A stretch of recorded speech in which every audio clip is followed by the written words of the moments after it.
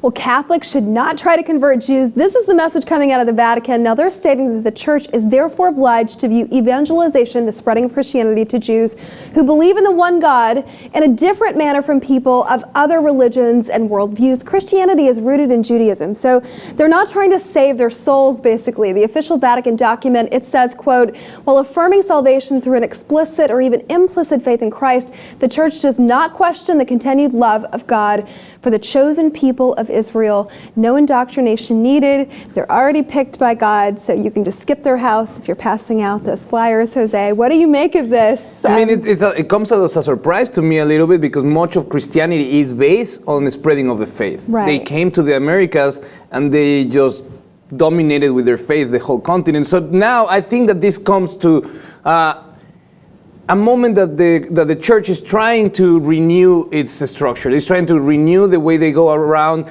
spreading their religion. Now, trying to convert Jews into Christianism, it's hard because we do share Catholicism in this case.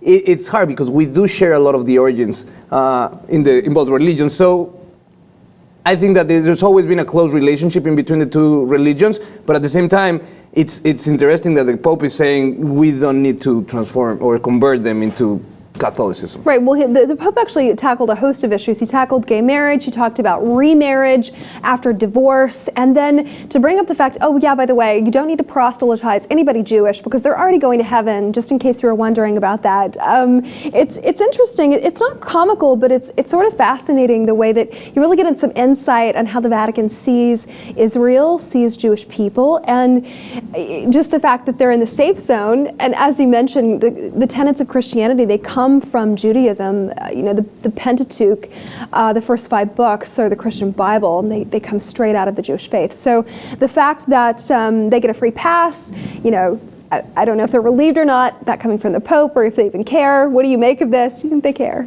I mean, there's another, now that I'm thinking of it, there's another element that is relevant to this story. The fact that the Vatican in the past has recognized Palestine as a sovereign state maybe has an influence in their relationship with Israel. Maybe they do need to do a little bit of damage control and get closer to the powers that be in Israel by this type of statements, because in the past they've recognized Palestine, and that's something that Israel didn't like at all. Right. Well, I mean, maybe that has some play out here in this. So they're saying, okay, so Palestine, they're a recognized state. We understand that those are a sovereign people, but at the same time, you guys are safe. So maybe this is some sort of not olive branch per se, but it could be.